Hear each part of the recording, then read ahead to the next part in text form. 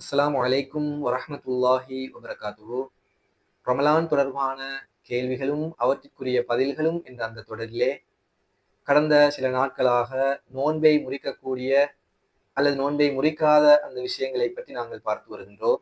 அந்த தொடரிலே இன்றைய நாளின் கேள்வி என்னவென்றால், நோன்பு நோற்றிருக்கின்ற நிலையில் இன்ஹேலர், ஐ ட்ராப் மற்றும் இயர் ட்ராப் போன்ற இந்த விஷயங்களை பாவிக்க முடியுமா என்பதாக இருக்கின்றது. இதற்குரிய பதில் என்னவென்றால், நிச்சயமாக முடியாது. ஏனென்றால் நோன்பு நோற்றிருக்கின்ற நிலையில் உடலுக்கு வெளியில் இருந்து எதுவும் உடலினுள் உட்செலுத்தப்படக்கூடாது. ஆகவே ஒருவருக்கு நோன்பு நோற்றிருக்கின்ற நிலையிலும் இன்ஹேலர், ஐ ட்ராப் அல்லது இயர் ட்ராப் போன்ற இந்த விஷயங்களை பாவிக்க வேண்டிய நிர்பந்தம் இருக்கும் என்றால், பிறகு அவர் நோயாளி என்ற அந்த வட்டத்திற்குள் வருகின்றார். ஆகவே அவர் நோன்பு நோக்கக்கூடாது.